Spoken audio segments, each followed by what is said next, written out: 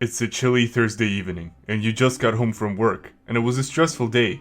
You got yelled at by your boss for using the automation method in Excel spreadsheets instead of typing in each date by hand like he did for decades. How is that guy even a business owner? Drained of all your energy, all you want to do is sit back and watch a movie. Let's see some new releases. Willy Wonka's Scramble for Africa, when Willy runs out of Oompa Loompas. Okay, weird. I thought they already made 3 movies about Willy Wonka, and they could have stopped at the first one.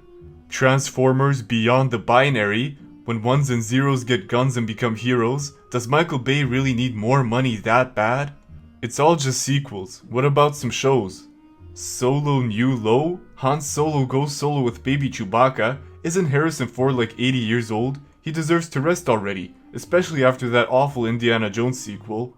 Is there nothing original? I remember when people complained about the prequels, but this is plain ridiculous. Okay, clearly traditional media is currently in decline, and it's been like this for a while, but at least I still have YouTube. Let's see what the homepage has in store for us. Logan Paul is done. Mr. Beast is over. SpongeBob's scariest episodes. Joe Biden and Obama react to the Mr. Beast drama. Why everything sucks including you, the video essay. This is all just slop. YouTube Shorts have been taken over by AI, and it looks like even video essays are just ChatGPT summaries of my favorite childhood shows, and I don't even care about the drama. Jeez. Don't people understand the best way to cancel a YouTuber is to make them irrelevant? Negative publicity is still publicity. What happened to all of the good content? No, it was more than content. It was art. I remember media that used to be made with heart and soul. It was so good that people still talk about it today and try to recreate its greatness. Even when it was bad, it was made with passion. They were so bad that it was good. YouTube videos, movies, well, there were still a lot of stinkers, but you get the point. What happened to quality? What happened to passion? What happened to art? You all know what I'm talking about. All of the slop that's been filling our feed. It's filling our media as a whole. Slop content is defined as low quality or bad media, synonymous with the term brain rot content, and its purpose is to make as much money as possible with minimal effort. This slop has been infecting every facet of media, music, drawings, videos, and pretty much everything that can make money. Even YouTubers who used to do original content have now turned to making the easiest, most consumable milquetoast videos ever. Some of them have essentially become glorified news channels who will make 10 to 20 minute videos about Twitter posts which you can read on your own in seconds, or they react to videos and TikToks and give enlightened and insightful commentary on them, like, that's crazy, or this situation is insane. I think the only reason these channels even exist is to make you feel less lonely when you're scrolling through your feed. It's like, hey, now you got this guy with you in the corner who generally likes good things and hates bad things. I'm going to base my entire worldview around their opinions. There used to be more creatively oriented channels on YouTube, or at least they were rewarded more because people made YouTube videos because they liked doing so, instead of trying to get money from it. But now, a lot of them are just content farms. Same goes for movies, TV shows, etc. And this directly leads us to the first issue I have with modern media, the content crisis, and how it's trying to replace art. Now, content is just anything you put out there on the internet, like a 5-second vid of your floor, but the definition for art is more complicated. I think it is a philosophical question in nature, though in this video, this is how I will differentiate art from content, particularly slop. Oxford Dictionary says the expression or application of human creative skill and imagination, typically in a visual form, such as painting or sculpture, producing works to be appreciated primarily for their beauty or emotional power. But in addition to that, I will add that it must also be original in one way or another, because you can use elements of art to bait people into watching your slop content, kind of like putting frosting on a mud cake. You also don't have to necessarily like the art. For example, I think a lot of songs written or co-written by John Lennon aren't good at all, not even mentioning the fact that the Beatles stole from black musicians, but Imagine by John Lennon is an original composition, so it's still technically art. Also, when it comes to the topic of bad art, I believe art is very subjective, therefore most of the time it's just not for me. And the slop presented in this video cannot be considered art in any capacity. Alright, deep down we all know what the issue is, and I know it has a lot of defenders, but even the biggest, most soulless Wall Street boy can't deny the effect profit incentives under a capitalist system had on art. Art is supposed to be for beauty. It's a form of self-expression and to convey ideas that are beyond words. We live in a mostly capitalist world, which puts great importance on making a profit, so if it doesn't bring you cash, it's irrelevant.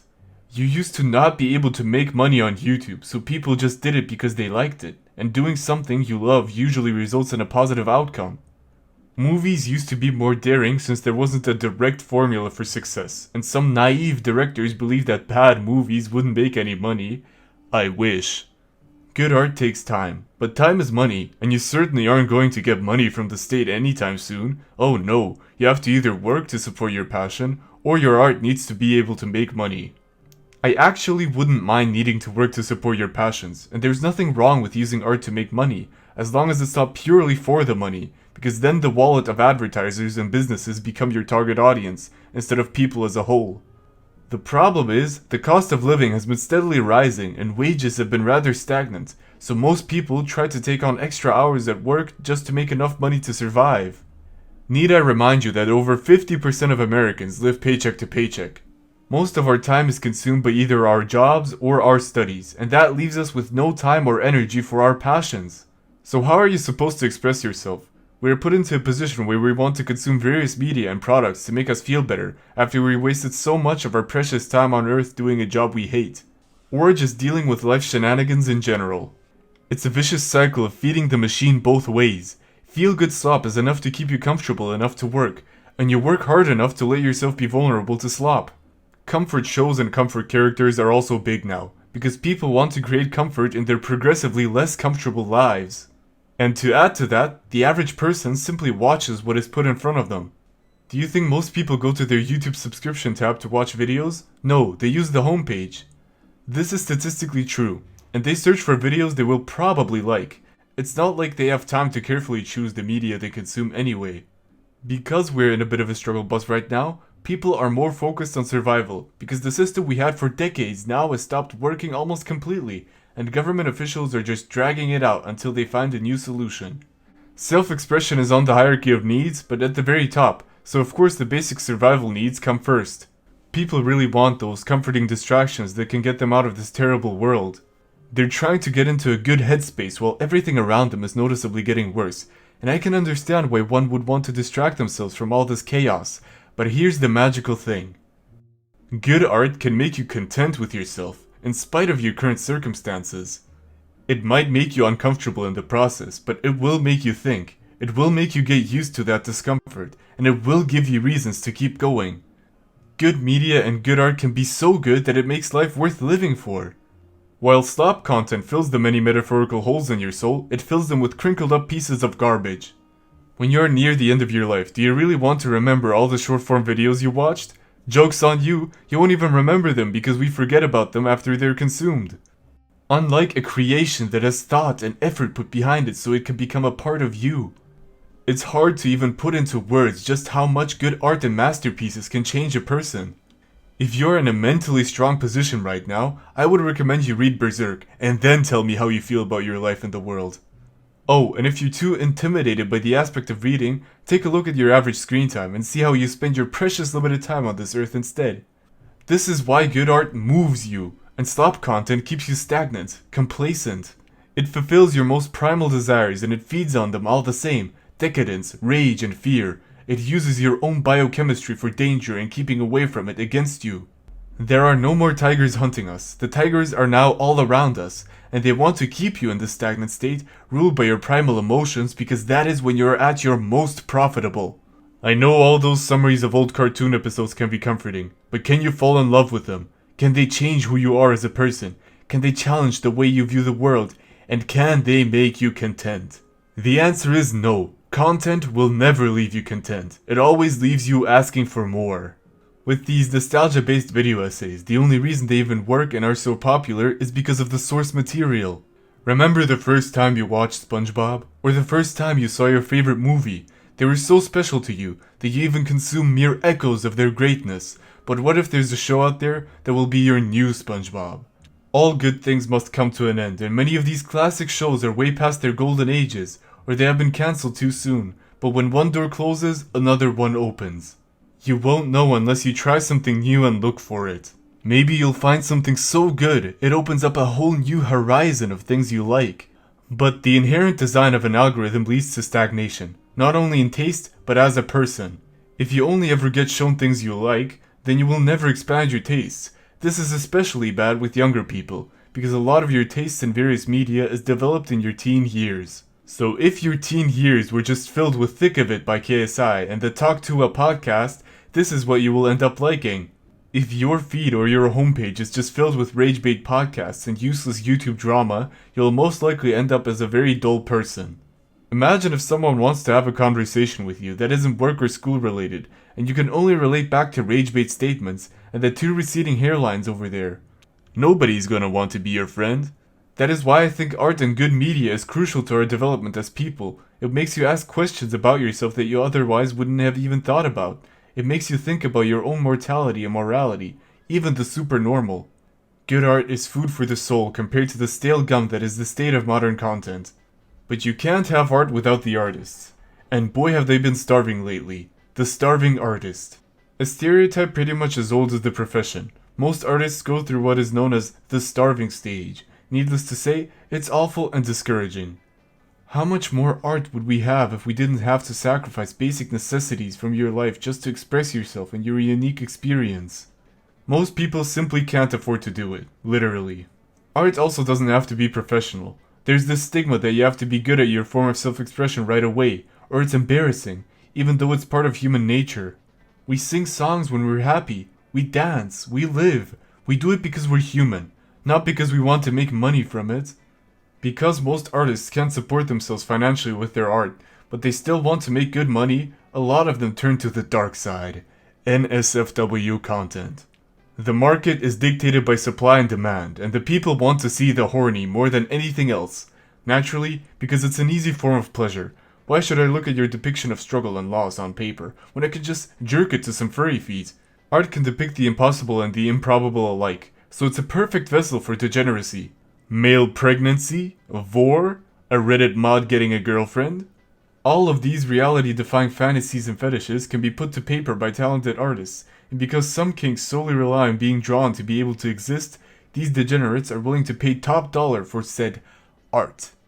The furry community is especially infamous for funding artists around the world, and while you can make ludicrous amounts of money by drawing NSFW images, like more than a doctor, it takes a toll on your psyche. They receive all of the negative effects that come from overconsumption of pornography, and they often have to look at references from real NSFW images to get the poses or body proportions right. It's also very depressing knowing this is what you're putting out into this world. With your amazing artistic talent, you choose to draw morbidly obese furries farting for some sick mofo. Your portfolio are these images, and you'll most likely have to post it on Twitter to promote your business, so you also have to be careful that your family doesn't see you drawing that degeneracy. Instead of putting art into this world you enjoy, you put out repulsive imagery that disgusts the average person and enables the pervert's extreme tastes even further. This also isn't exclusive to drawn art. Voice actors, for example, will usually get a lot more money for doing mommy ASMR commissions than actual voice acting work that pays pennies. Most corn artists didn't choose their profession because it was their passion or dream job, especially the more degenerate the art is. They simply can't turn away the money. Many of these artists also live in third world countries, so when an American furry comes along whose dad works at Lockheed Martin, you better believe they're getting that bag. They can literally feed their whole family with that money. If you were in their shoes, you would also probably accept the deal. The economic burden of our society weighs heavy on artists, and if they don't want to comply with what the market demands, they have to suffer. The entertainment industry treats artists horribly, with infamous examples such as Studio Mappa and their animators working 16 hours a day to make Makima's eyes look like that. Animators in particular are ridiculously overworked and underpaid in pretty much every project. All of the CGI you see in movies was done by a talented group of artists under time crunches, unreasonable studio demands, and movie execs changing things last minute. Like, imagine you had to redesign Sonic after getting all of that backlash for your work. You probably didn't even choose to design Sonic that way.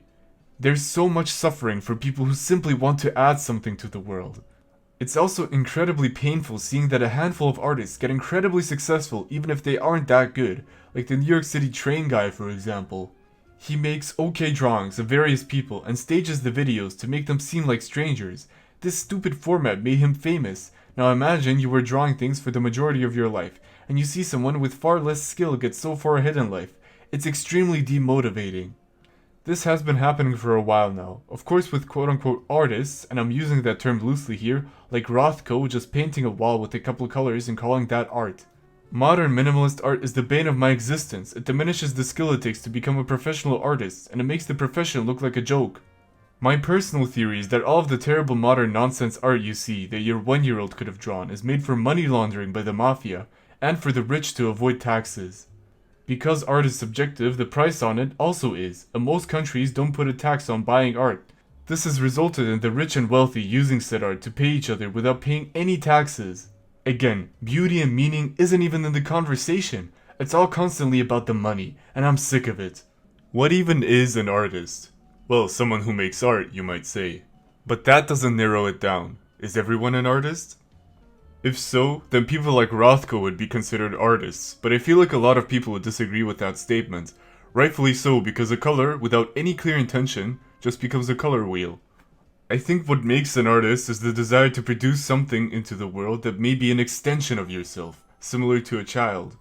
Some say that the creation of life is the greatest achievement of life itself, and if you have created life, then it all kind of pales in comparison, because life is such a miracle and rarity in the universe. But I believe that art puts out something into the universe, a culmination of your lived experience, all of the trials and tribulations you have faced, and the beauty you have seen. Your reaction to the infinity of the universe, something that can move mountains, and most importantly, something that's meaningful. Art is an act of creation no less divine than birth, because you are bringing something new to life. If creation is arguably one of the biggest achievements of an organism, art is an extension of that creation. It is the child of your mind, the objective universe in this world combining itself with your subjective interpretation. This is why I view art so highly, because to me, creation is a miracle. I say all of this because now we come to one of, if not the biggest catalyst for the sloppification of the media we consume, artificial intelligence. You see, unlike humans, AI can't create, it can only imitate our creations. It has no understanding of how things work, and it can't put any intention or meaning behind its theft. It simply combines different already existing art pieces to one. It is devoid of creation. I also believe that using AI to try to replace art in the media we consume is the second dumbest thing we could have done with it, second only to creating Am from I Have No Mouth But I Must Scream. It is a logic machine, based on computer algorithms. It is good at discerning logic, and it has been used in beneficial ways. For example, decoding old scrolls or interpreting whale speech. And because it is so logical, I believe we should keep it logical. I would support AI so much if its main purpose was to sift through hundreds of pages of bureaucracy and summarize it accurately. An AI that can automatically do taxes would be awesome, but that's too much to ask for. No, what we get instead is this visual vomit simulator that spews out the ugliest videos and images I have ever seen. When I saw that new Coca-Cola commercial, my only thought was being flabbergasted that they would make an ad so bad it actually scares people away from your product. It looked more like a scam ad than a gosh darn Coca-Cola ad, which used to have marketing so strong it turned Santa Claus into what he is today. Oh, how the mighty have fallen. But you might argue that ads are ugly and abrasive anyway. People don't want to look at ads, and they will pay extra not to see them. Usually, only old folks fall for this AI crap, and if that is their target audience, then AI probably saves them a bunch of money. But AI isn't just being used in ads. A huge chunk of short-form videos you see online are AI generated, and you can always tell because it's a viral clip with a terrible voiceover that painstakingly describes what is happening in the video. Oh no! This cat fell onto this floor. Luckily, this Chinese master knows how to efficiently and safely put the cat back onto its feet. Watch as he uses his amazing skills to SHUT UP! These types of posts also usually have an insane amount of views and likes, but little to no comments. It makes it seem like it's bots doing this, but I actually believe it's more sinister. I think children are watching this AI slop. All of the sad cat stories, SpongeBob's most nutty episodes, those crappy AI videos that show countries as humanoid-animal hybrids. It is kids and the elderly eating that crap up like it's Top Slop Sunday. AI videos and images have infiltrated everything. Can't watch short-form videos because it's all auto-generated slop. can't even use the Google image function because it prioritizes AI. So even if you try to make something original, you might end up being tricked into using an AI image. Can't watch regular YouTube videos anymore because they're flooded by top 10 lists, things explained, or even motivational channels. It's being put into every application just to be as annoying as possible. Gemini, Snapchat AI, character AI, AI this, AI that, AI can't hear about it anymore. If AI content is considered art, then Christian is our modern Leonardo da Vinci combined with Michelangelo. Just by sheer quantity over quality, AI content has flooded the market to the point where original content gets overshadowed by it. Because a lot of people will just watch what is put in front of them. Good luck if you're an original content creator or artist in any capacity, having people constantly telling you that, I could have made this with Stable Diffusion, or ChatGPT could have written this script. No, it could not have. If you believe that AI slop can replace art in any capacity, you don't understand anything. Do you think children and the elderly enjoy AI for no reason? No, it's because they're gullible and they don't know any better. Old Betty here is senile and she was raised to only believe in what she sees, so when she sees an image of the fish dog with her bad eyesight, she's inclined to believe it, and kids will believe most things you tell them. You don't even need to show them video evidence. The skill gap between not even an artist, just a regular person, versus the most expensive AI models is laughable. AI will tell you to eat rocks if that's what it gathered in the database, because it can't think. Artists will never be replaced by AI, even if it improves by 500% over the next 2 years, because it is devoid of creation. If there is an AI image program that doesn't rely on already existing human art to function, then I'm interested. Until then, you've just created a thievery machine that has been taking jobs from artists, because executives love soullessness. They love cheap labor and they love safety. So why not install a machine that can't strike against you and has no union? Sure, it might be a lot worse than the artists, but we can always just get the big names like The Rock on this project and people will watch it. I know this might sound like a conspiracy theory, but I believe that the Disney movie Wish has been written or co-written by ChatGPT. It has the most bland story imaginable, no real villain, and ridiculously empty characters to the point where toddlers can make a stick figure with more attributes. Even if Wish wasn't written by AI, in reality, it has been confirmed that an AI has been trained on a massive amount of movie scripts to write movies of their own. This isn't surprising in the slightest because AI shills are trying to steal every possible piece of artistic expression and make an AI that is infinitely worse. No more good music, good drawings, or even good statues for that matter. Let's just all replace it with the AI. Not even video essays are safe anymore. Very recently, the YouTube channel Ceric Artman was exposed for being an AI content farm. What a surprise! I watched one of their videos and it was quite obvious to me, with the only difference being their Kenyan writer trying to make it seem more human. But that channel is huge, and it is powered by a ChatGPT language model. Literally every facet of entertainment is under attack by AI lunatics. But there is a solution to this: ignoring them and letting them eat each other.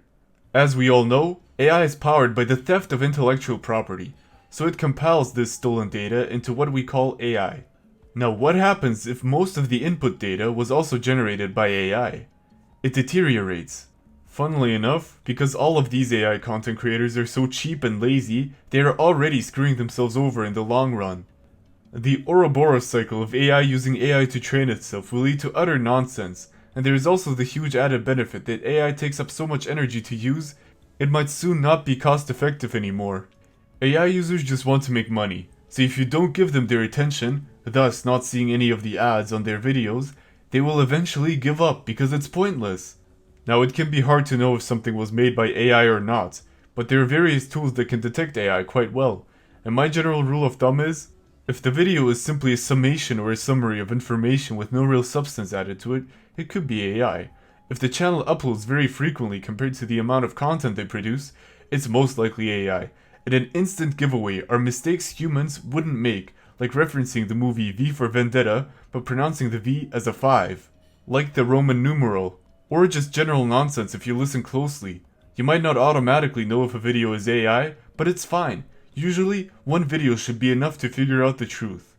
And finally, the algorithm can be manipulated in your favor by clicking and watching your preferred content, and using the not interested feature on crappy bait type of videos. This might seem cool, but it's a double-edged sword. The metrics YouTube goes by, for example, is retention time, click-through rate, and engagement to judge viewer satisfaction. But if you make a video that hypnotizes your audience, like Cocomelon for example, you can become super successful on YouTube without any talent or quality videos. Needless to say, you can still fall for it. You are not immune to this hypnosis just as much as you're not immune to propaganda. Even if you simply want to watch a good video, the attention-grabbing, carefully crafted clickbait about some YouTube drama will try to elicit an emotional response from you by appealing to your monkey brain. So slop is being rewarded for pleasing the algorithm and not pleasing the people, and because these people keep making money from all of this again and again, they will keep doing it until the well is dry. A prime example of this would be all those grifters who claim to make over $10,000 from shorts about stolen Reddit stories with Minecraft parkour under it. And while I think their numbers are often greatly exaggerated to get people to buy their course on how to get rich with stealing content, these people can objectively live off of slop. And speaking of content theft, our content creation cycle has become an Ouroboros cycle. Solar Sands mentions this in his great video with the same title, so ironically enough, you're seeing recycled or stolen content as well, but this only further proves the point. This has gone beyond movies and TV spin-offs. We're now on a cycle where something happens, already terrible news. And we have a whole ecosystem of reaction channels, commentary videos, and crappy analysis videos which are often just surface level summaries in disguise, and they all leech off of the situation until it becomes irrelevant 1 week later. This whole ecosystem is based on theft and parasitism. Because stealing is easier than creating, there's much more slop overshadowing the good media. And because it's all about theft, they have started to steal from each other now, and is deteriorating like echoes upon echoes. Stealing content will also enable you to post more consistently and thus further being rewarded by the algorithm. As long as theft is rewarded and creativity is punished, we will continue to live in this era of slop content, so something has to change. We even see this with our memes. They are constantly just being recycled in one form or another. We went from troll faces in 2012 to spooky troll faces in the modern day. Or all of the infinite regenerating iterations of Wojak. Or my personally least favorite type of content theft, somebody showing a clickbait video in full, then poorly mocking the video and essentially just recreating it, pretends it's satire while still getting all of the benefits of the clickbait and no criticism of it being clickbait because you're mocking it. These pseudo-intellectuals are not only a part of the problem, they are the personification of it. If you're mocking something but you're also showing the whole thing in full to your audience, you are also promoting it. If you hate a YouTuber or any topic for that matter, and make a video on it, you are still exposing that thing to a larger audience. And even if 99% of people hate the thing and agree that it's terrible, there will always be a small percentage of them who like it and support that kind of thing. For example, Edgelord360 loves to make people uncomfortable, so you make a quick video about them to show your moral superiority and gain likes and attention, but oh no! Other edgy pill people like Edgelord360, and you just expose them to him, making his audience larger and more impactful. The only bad publicity is the one that hurts your pockets. Our social media platforms thrive on bad behavior because it elicits a strong emotional response, thus creating lots of engagement and lots of money from the people's monetized attention spans. This is how all of those rage-bait podcasts and controversial figures rise. Podcasters will pay OnlyFans women in advance to say the most insane things like, all men deserve to be cheated on. They get shut down by the dumb podcaster, and teenagers start viewing them as badasses who represent their gender. They are doing nothing but exploiting you, your ego, and your pride. So even if you make art that is objectively good, if it doesn't create controversy, it's gonna perform worse than rage bait. The algorithm's rewarding negative and upsetting content might not even be the fault of the algorithm. It is actually a known phenomena of human psychology. If you're at a restaurant and everything was fine, you probably won't leave any review on it. But if you had a bad experience, you're far more likely to give it a bad review.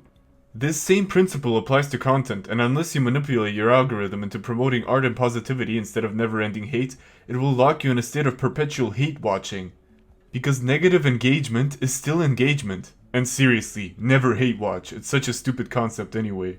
No wonder people are so pessimistic and tired these days, if all their entertainment either revolves around hate or very safe consumable slop.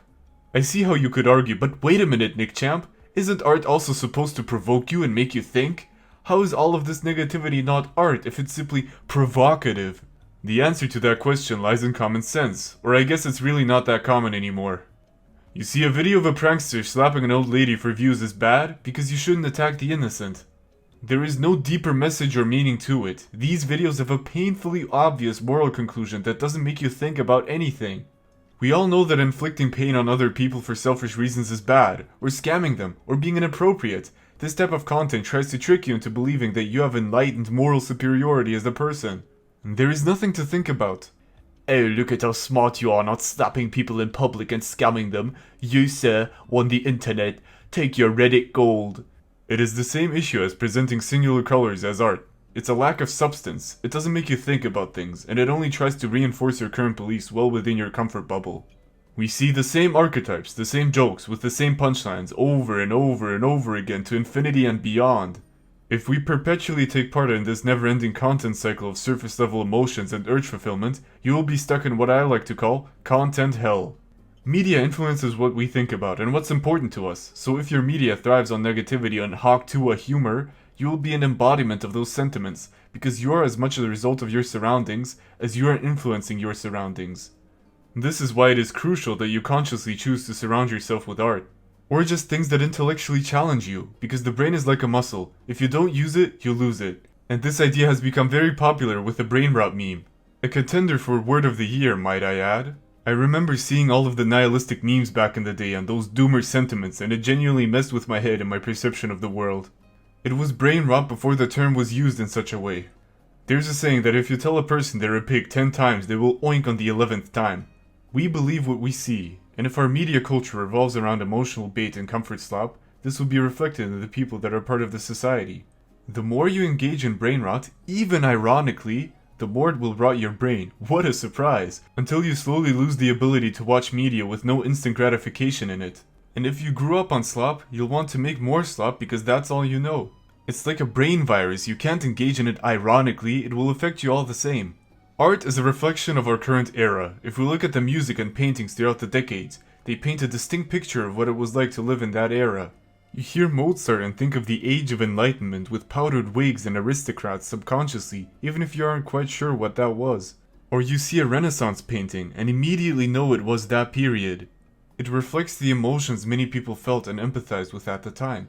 It immortalizes their time on this earth. So what happens when the current artistic zeitgeist is the absence of art and the replacement of it through so-called content? You get the era we live in right now. Great art inspires you. It's a catalyst for creation, for change in your life. A great movie, for example, like Spirited Away, has made me realize just how beautiful life can be. I was watching it on New Year's Eve, and when it finished, I felt that everything right now in this moment is okay in this world.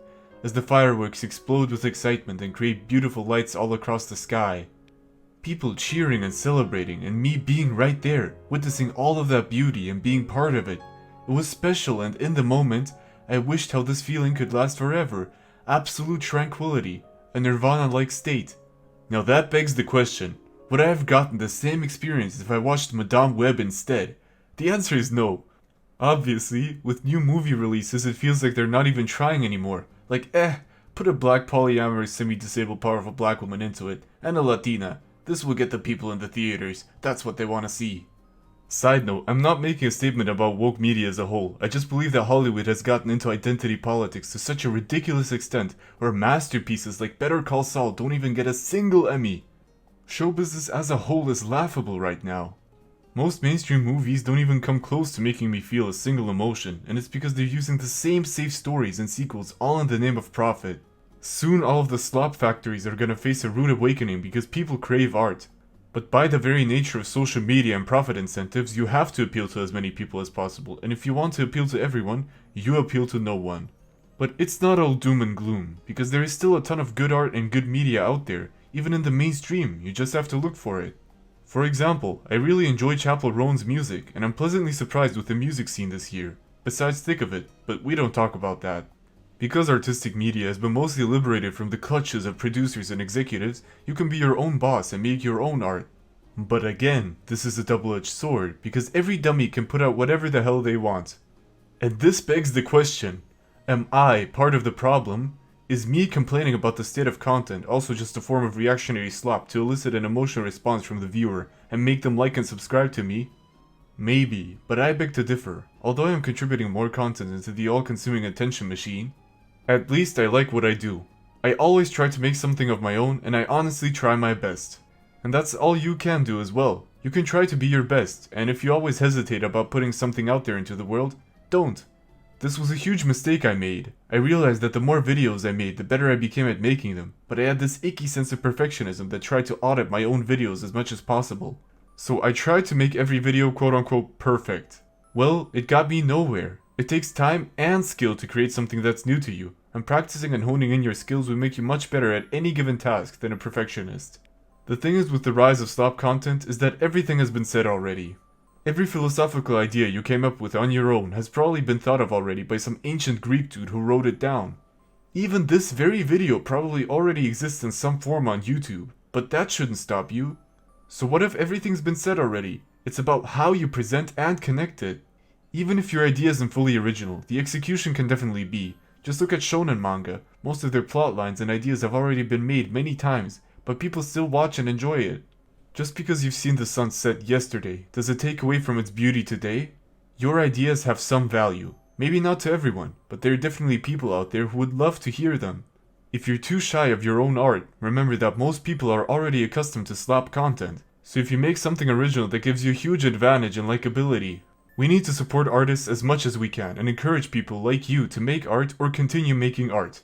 Slop is temporary. Humanity keeps prevailing. At least we now know what soulless art truly looks like and what happens if you try to replace it for profit. You have the ability to create something that will outlast you, that will be your legacy, and who knows if it will happen. And if you're worried about the heaps of thieves, you should make it as unfamily friendly as possible. Content thieves and AI farms rely on advertisers for their revenue, so if the topic is too not safe for marketing execs, they will pull their ads, thus hurting their main source of income. Also, be sure to put an anti-AI filter over your drawings. You'll disable their stealing tech in seconds. Don't let these sloppers discourage you from creating something of your own. Create for the sake of beauty, for the sake of love, and most importantly, for the sake of you. You and all of the other people on this world would never know. So please, help combat the content crisis by making something that is reflective of your beautiful soul, and remind every tech bro lunatic and leech what the indomitable human spirit is capable of. And on that note, thank you so much for watching my video. Like and subscribe if you feel like it, and a special thank you to my Patreon for their amazing support. You can support me as well by clicking the link in the description below. I also have a Discord server if you want to join and talk to me. Thank you and bye bye.